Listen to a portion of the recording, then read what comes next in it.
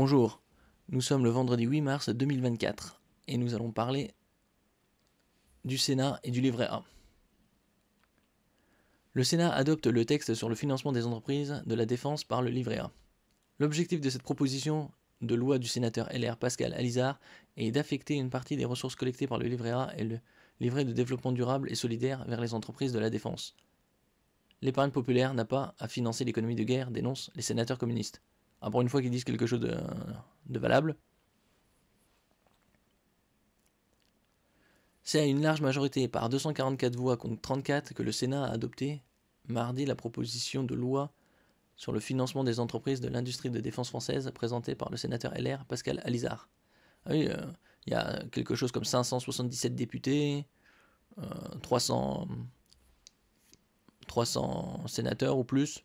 Donc oui, le pays tient dans la main de 1000 personnes qui décident de l'avenir de 67 millions d'habitants.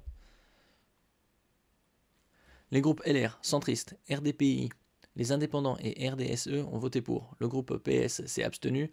Le groupe communiste ainsi que le groupe écologiste ont voté contre. Texte transmis à l'Assemblée nationale. L'objectif du texte est de soutenir le financement des entreprises de défense françaises. L'idée est d'affecter une partie des ressources collectées par le livret A et le livret de développement durable et solidaire vers les entreprises de l'industrie de la défense, notamment petites et moyennes. Ouais, c'est comme disait Bruno Le Maire. Pour éviter, nous allons chercher l'argent là où il est, parce qu'il y a quelque chose comme 35 000 milliards d'euros qui dorment sur les comptes bancaires européens. En séance, le Sénat a apporté quelques modifications, notamment pour préciser le dispositif pour que le nouveau fléchage vers les entreprises de la défense ne conduise pas à diminuer les parts des ressources collectées au titre du livret A et du LDDS, aujourd'hui affectées au financement de la transition énergétique et de l'économie sociale et solidaire, précise le Sénat dans un communiqué. La transition écologique et l'économie sociale et solidaire sera en stand-by. Ils mettront ça en pause, il faut sauver la démocratie, les gars. Les sénateurs ont aussi ajouté le soutien à la base industrielle et technologique de défense BITD à la liste des missions de BPI France. Le texte va maintenant être transmis aux députés. Ça va être beau ça. La droite décide de détourner l'épargne populaire pour financer l'industrie de guerre, dénonce des sénateurs PCF. Dans un communiqué, le groupe des sénateurs communistes a dénoncé cette proposition de loi qui vise à financer la défense au mépris d'une conception historique du rôle de l'épargne dans le financement de l'intérêt général. Et oui, l'intérêt général.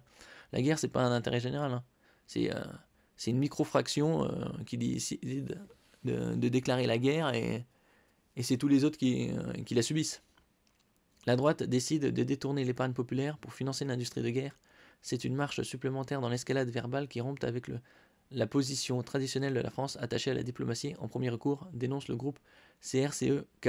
Oui, c'est le but de la diplomatie, d'abord la discussion, et s'il n'y a vraiment plus aucune solution, c'est la guerre, mais c'est vraiment le recours ultime parce qu'il n'y a plus rien. Mais là, c'est directement... nous sommes en guerre, comme disait Manu en mars 2020. Il avait prévenu. L'épargne populaire servait, avant 2009, uniquement aux missions d'intérêt général et singulièrement au financement du logement social et de la politique de la ville, rappellent les communistes. Ils accusent la mesure de spoiler les petits porteurs qui ignorent où disparaît leur épargne, faute de transparence du réseau bancaire. Ah oui, vous pouvez mettre autant d'argent que vous voulez, vous pouvez pas le retirer dans son intégralité directement. C'est plafonné, et puis ils demandent pour quelle raison. Comme si on devait donner des raisons pourquoi on doit retirer notre argent, pourquoi on veut retirer notre argent des banques. Contrairement à ce qu'affirme la droite, les sénateurs communistes soutiennent qu'il n'y a nul besoin spécifique de l'industrie de défense, de l'aveu même de la Banque de France, de la Direction générale du Trésor et des banques elles-mêmes. C'est un appel à l'épargne pour embrigader l'opinion et l'impliquer dans une guerre qui deviendrait inéluctable, en harmonie avec les propos d'Emmanuel Macron. Là, on n'est plus en 1914, 1939, 45. Là, il y a des missiles, tout le monde en a, avec des vitesses de Mach 10, 15, 20, 25, 30. Donc aussitôt décollé, c'est quasi la cible est vaporisée dans l'instant. Et surtout avec des missiles comme le RS-28, capable d'avoir 10 ou 15 têtes nucléaires, de à peu près 4 ou 5 mégatonnes, ça fait le missile à peu près 50 à 60 mégatonnes de puissance. En comparaison, Hiroshima et Nagasaki, c'était 15-20 kilotonnes, donc beaucoup moins. Un seul missile a suffisamment de puissance pour vaporiser le pays ou les principales capitales européennes. Nous restons mobilisés pour faire échouer cette proposition de loi et toutes celles qui s'attaqueront à l'épargne populaire, concluent les sénateurs communistes.